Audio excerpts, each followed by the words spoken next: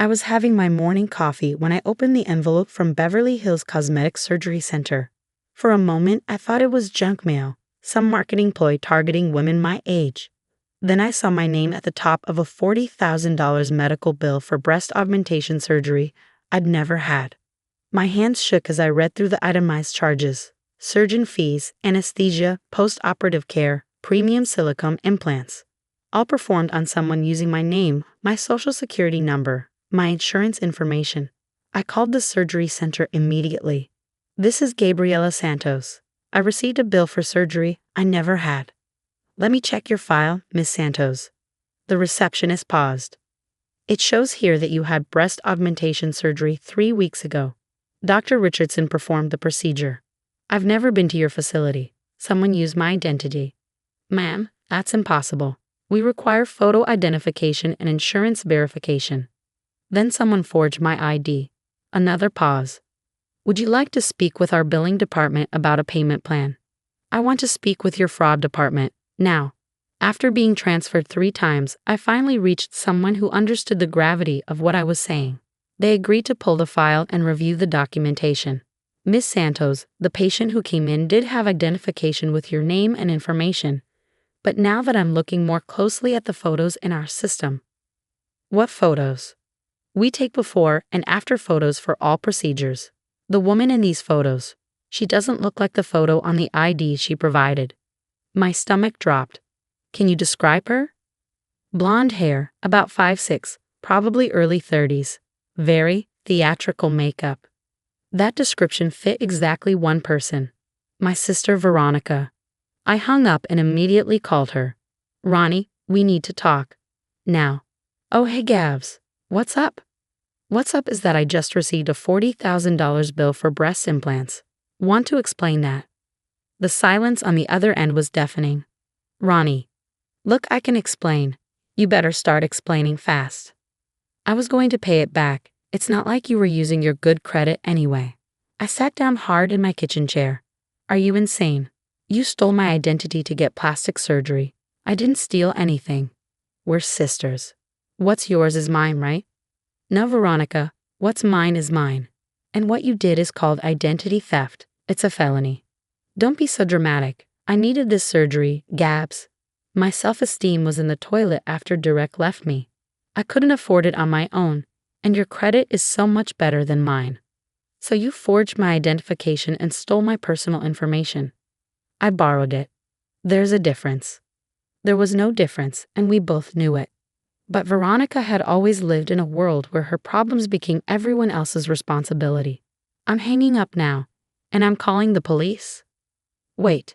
Don't do anything crazy. Let's talk to Mom first." Against my better judgment, I agreed to meet at our mother's house.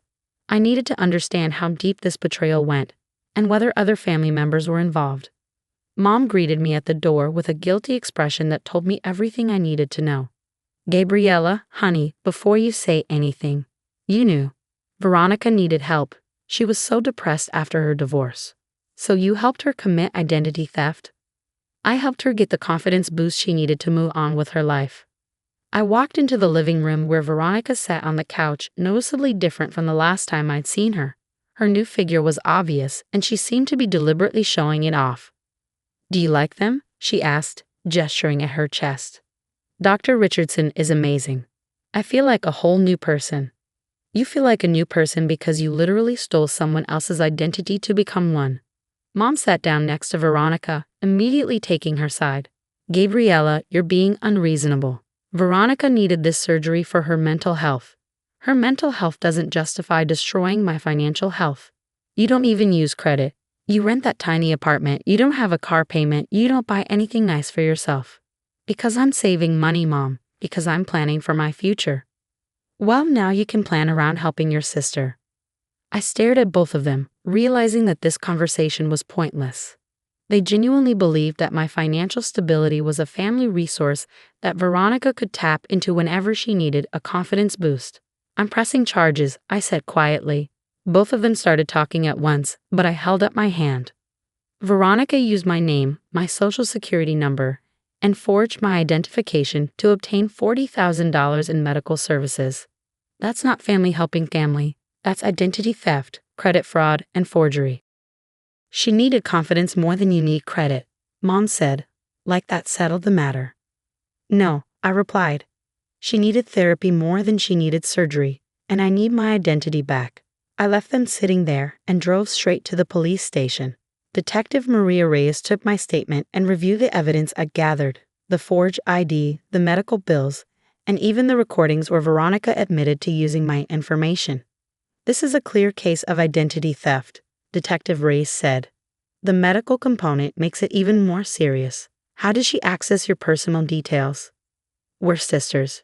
She's known my social security number, birth date, everything since we were kids. And the ID. She probably used an old photo of me to have a fake one made. We look alike enough that it would work. Miss Santos, I have to ask, are you certain you want to press charges? This could lead to felony charges. I'm sure. The next few days were overwhelming. Veronica was arrested at her apartment. The story made local news because of how unusual the case was. Woman arrested for using sister's identity for cosmetic surgery ran across several headlines.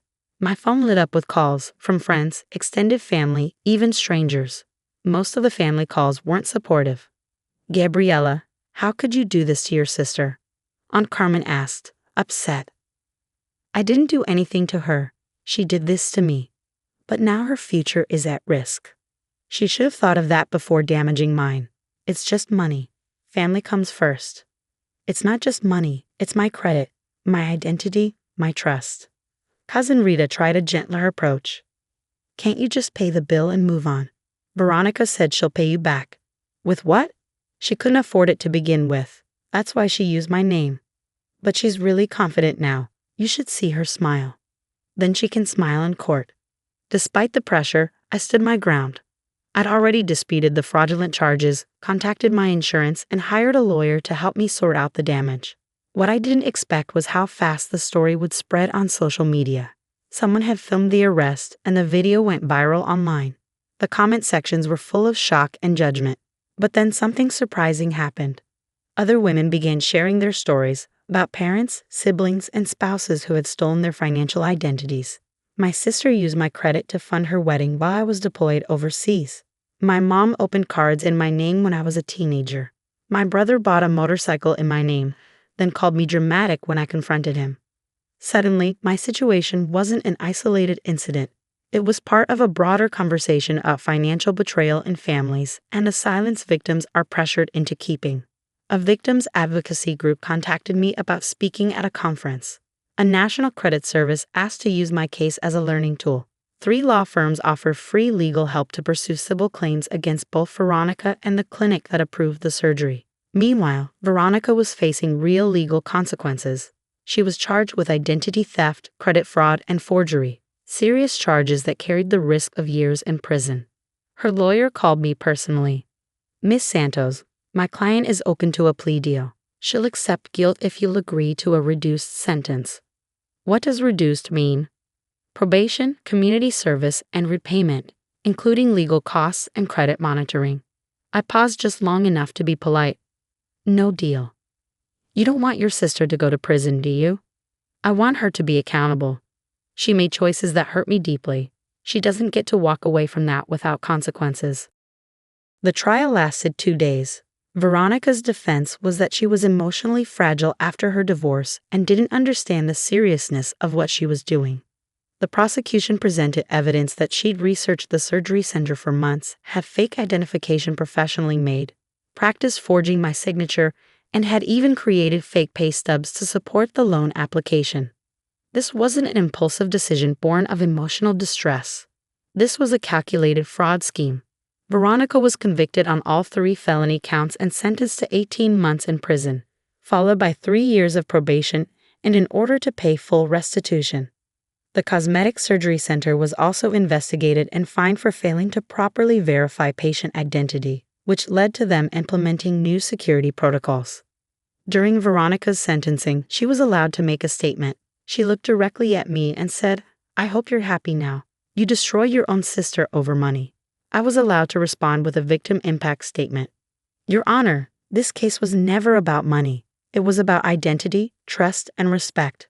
My sister didn't just steal my credit, she stole my sense of security and safety within my own family. She violated my privacy, my autonomy, and my future financial stability for her own vanity. I paused, looking at Veronica. I didn't destroy my sister. She destroyed herself by choosing to commit crimes instead of addressing her problems through legal and healthy means. The judge agreed. Ms. Veronica Santos, identity theft is not a family matter. It's a serious crime that destroys victims' lives and financial futures. The fact that you targeted your own sister makes this crime more egregious, not less. 2 years later, Veronica was released from prison. She called me on the day she got out. Gabs, I know you probably don't want to hear from me, but I need you to know something. What? Prison was the best thing that could have happened to me. Not because of the punishment, but because it forced me to face who I'd become. I got therapy, real therapy. I learned about narcissistic personality disorder, about financial abuse, about taking responsibility for my actions. I was quiet for a moment, and I'm sorry, really, truly sorry. Not sorry I got caught. Sorry I did it in the first place. Sorry I violated your trust and privacy. Sorry I put my vanity ahead of your financial security. Thank you for saying that. I know I don't deserve forgiveness, but I want you to know that I'm paying back every penny. I have a job now, a real job, and every spare dollar goes toward restitution. I know, I've been getting the payments. Is there any chance, maybe someday, we could try to rebuild some kind of relationship? I know it would take time, and I know I'd have to prove myself. I thought about the woman who'd stolen my identity for breast implants, who'd shown them off while I was discovering the financial wreckage she'd left behind. Then I thought about the sister I'd grown up with, before the divorce, before the depression, before the narcissism took over completely. Maybe, I said, but it would have to be on my terms, at my pace. I understand, and Gabs, thank you for not letting me get away with it. I needed consequences to change. 5 years later, Veronica and I have a cautious but genuine relationship.